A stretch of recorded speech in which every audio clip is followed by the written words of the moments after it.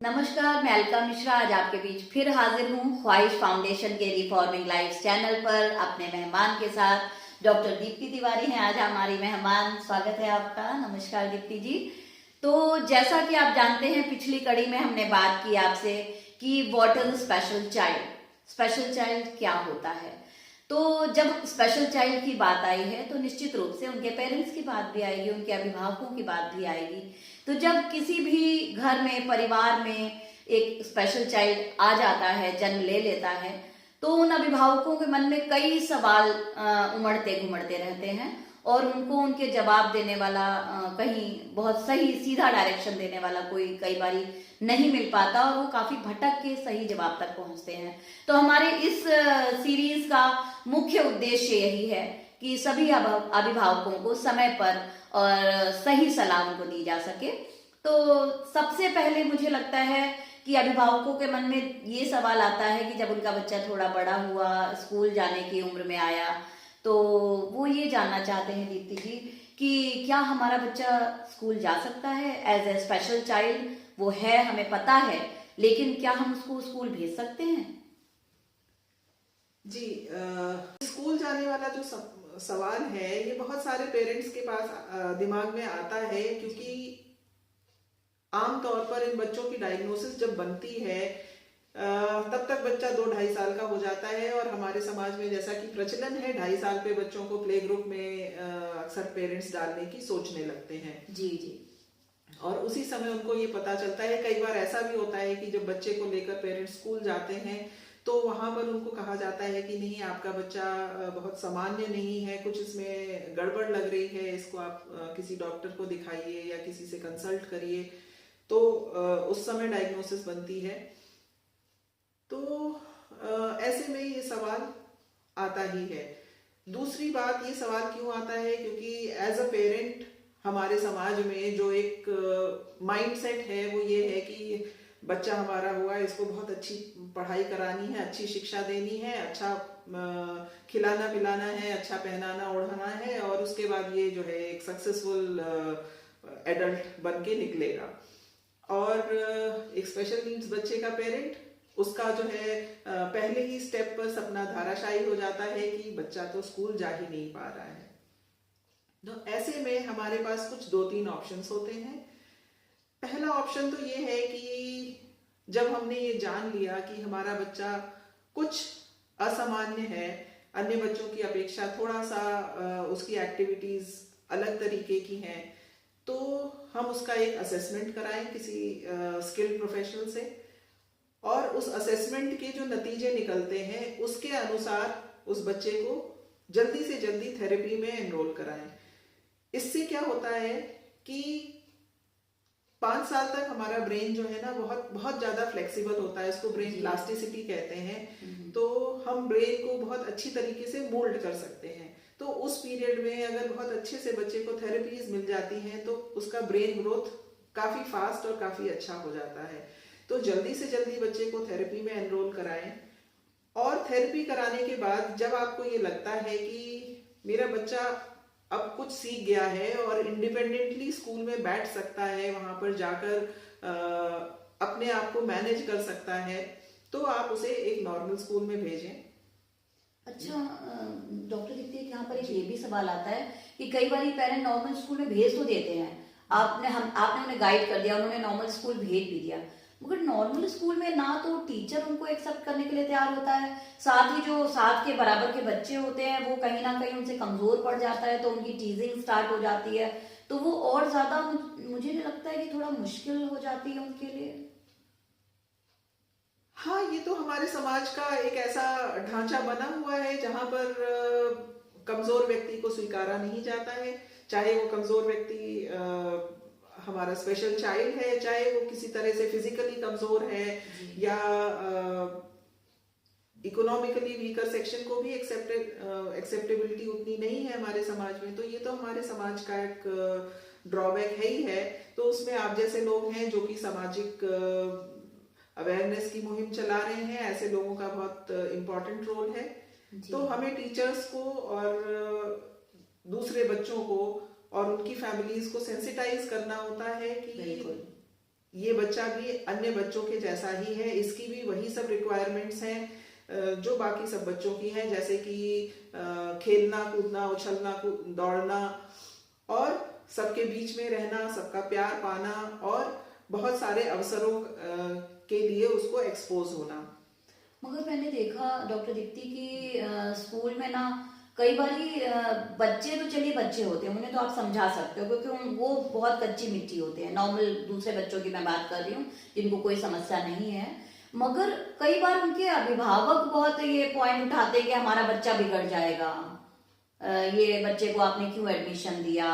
तो वहां पर स्कूल एडमिनिस्ट्रेशन भी बहुत एक अजीब सी स्थिति में आ जाता है। तो उसके लिए क्या तरीका है, हम क्या वही वाला चीज की सेंसिटाइज किया जाए उनको? सेंसिटाइज करना है, और नहीं तो दूसरा दूसरा तरीका ये है कि भाई आपकी दुनिया हमको रास नहीं आ रही है तो हम अपनी नई दुनिया बनाएंगे।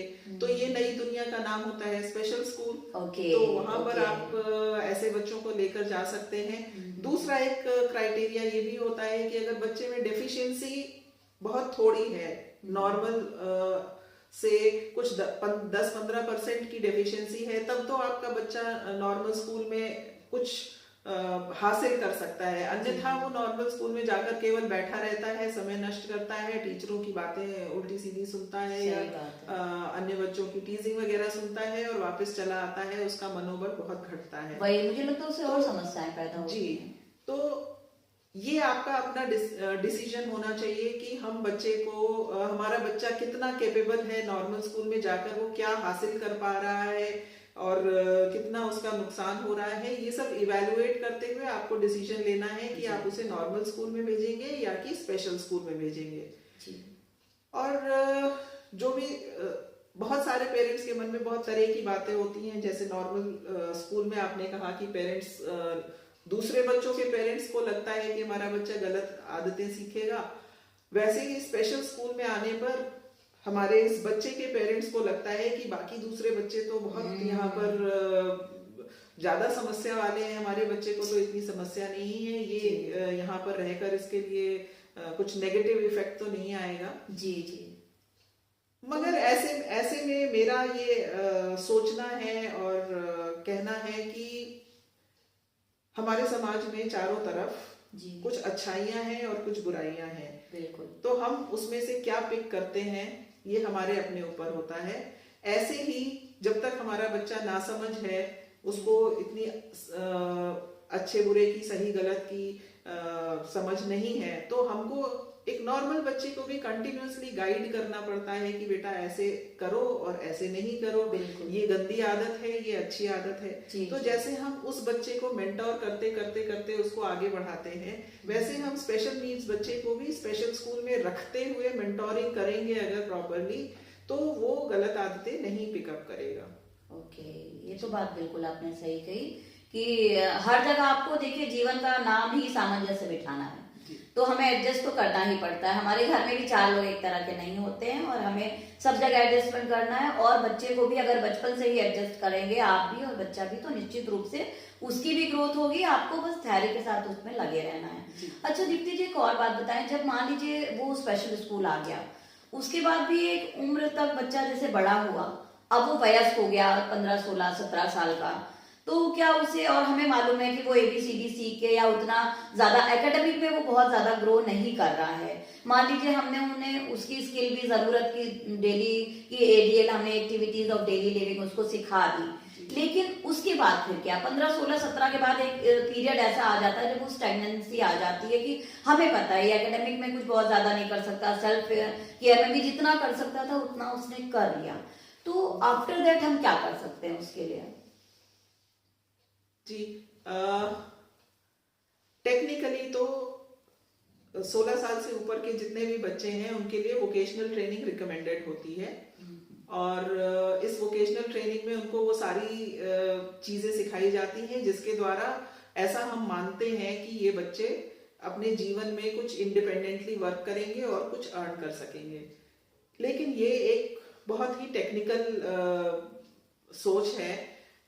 एक्चुअल जीवन में मैंने जितना देखा है, जितना समझा है, तो बॉर्डर लाइन वाले बच्चे तो भले ही कुछ ऐसा कर पाते हैं या फिर वो बच्चे कर पाते हैं जो फिजिकली डिसेबल्ड हैं जी। या जिनको सीपी है, जिनका मेंटल एक्टिविटी अच्छी है, जी। वो तो कर पाते हैं। मगर वो बच्चे जिनको इंटेलेक्चुअल डिसेबिलिटी है, जो अपने को जिनकी सोच उतनी डेवलप नहीं है, वो इंडिपेंडेंट लाइफ लीड नहीं कर पाते हैं। बिल्कुल। उनको कहीं ना कहीं किसी ना किसी का सपोर्ट चाहिए होता है। तो ऐसे बच्चे की ट्रेनिंग के लिए हम एक तो ये देखते हैं, अगर परिवार में किसी का कोई बिजनेस है या कुछ ऐसा सेटअप है जहां पर वो बच्चा इंक्लूड हो सकता है, तो हम उस तरह की ट्रेनिंग बच्चों को देते हैं। जी। और दूसरा एक ऑप्शन जो हर बच्चे के लिए एप्लीकेबल है, वो ये है कि बच्चे को डोमेस्टिक स्किल्स में ट्रेन किया जाए। जैसे कि घर की साफ सफाई करना, चादरें बिछाना, पिलो कवर्स चेंज करना, सब्जी काटना, बोतलें भरना, अलमारी सही से लगाना, कपड़े तह करना, इस तरह की एक्टिविटीज हम सिखाते हैं।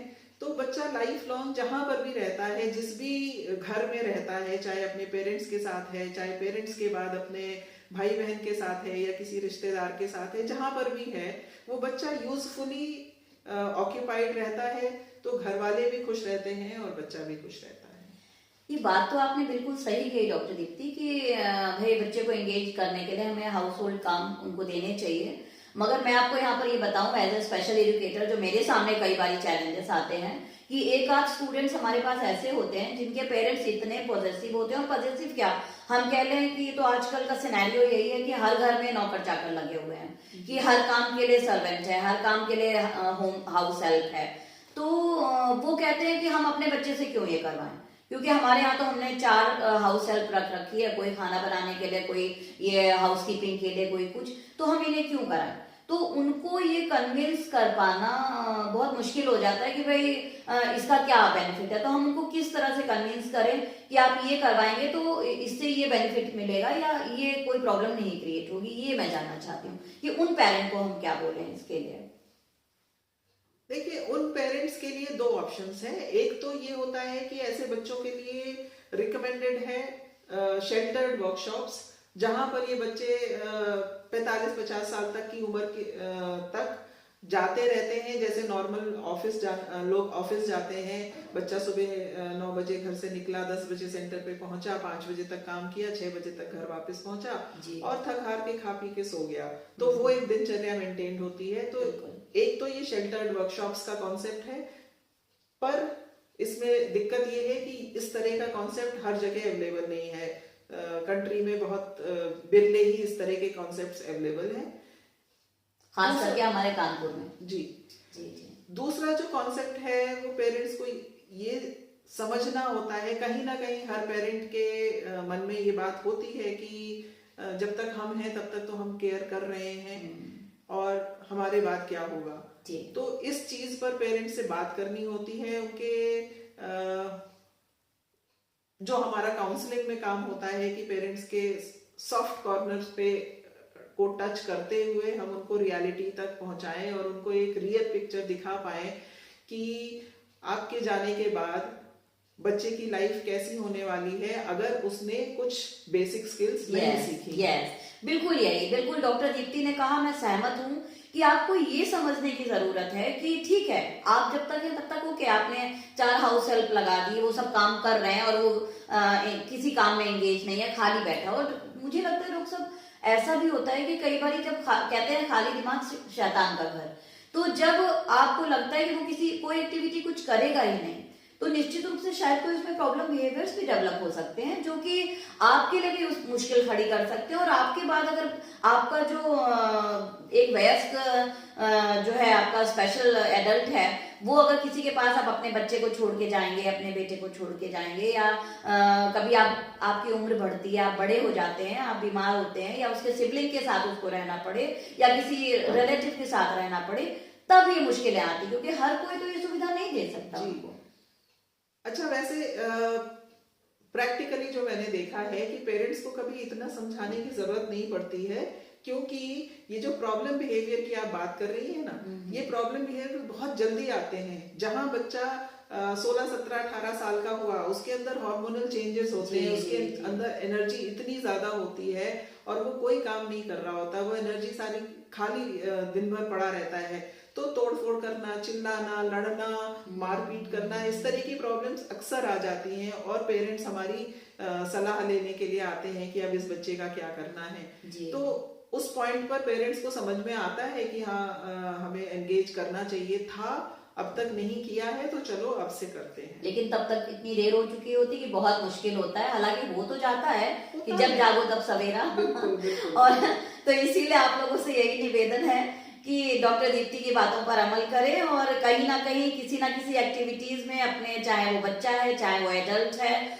उनको एंगेज रखें। और स्कूल में जो टीचर्स कह रहे हैं या काउंसलर्स जैसे डॉक्टर दीप्ति तिवारी जी के पास आते हैं आप लोग, तो कई सारे अभिभावक आते हैं, कई हो सकता है किसी और काउंसलर के पास जाते होंगे, तो वो लोग जो कह रहे हैं उनकी बातों को हल्के में ना लें और पूरी कोशिश करें। क्योंकि जैसे एक नॉर्मल जो एडल्ट होता है या नॉर्मल बच्चा होता है, वो कई बारी चीजें देख के अपने आप अडॉप्ट कर लेते हैं, तो हालांकि उसमें भी चांस रहता है, बहुत सारी अच्छी चीजें अडॉप्ट करते हैं तो बहुत गलत भी, तो इसी तरह हमारे इन स्टूडेंट्स में भी ये चांस रहता है। तो आपसे निवेदन है कि आप चाहे स्कूल भेजें या स्पेशल स्कूल भेजें या उनको घर की एक्टिविटीज में एंगेज करें या कि शेल्टर वर्कशॉप में भेजें, it is up to you कि आप क्या चूज करते हैं। क्योंकि आपके घरेलू परिस्थितियां, आपकी फाइनेंशियल स्थितियां, ये सब कुछ डिसाइड करती हो, क्योंकि हर व्यक्ति की परिस्थितियां अलग है, हर व्यक्ति अलग है, हर बच्चा अलग है। तो आप किसी स्पेशलिस्ट से मिलें और अगर आप कानपुर में रहते हैं तो निश्चित रूप से आपको डॉक्टर दीप्ति का नंबर मैं दे दूंगी, आप उनसे भी कांटेक्ट कर सकते हैं। तो बहुत बहुत धन्यवाद डॉक्टर दीप्ति, आज का सेशन हम यहीं समाप्त कर सकते हैं और आपको फिर बुलाने और आप प्लीज आए हमारे बीच। Thank you.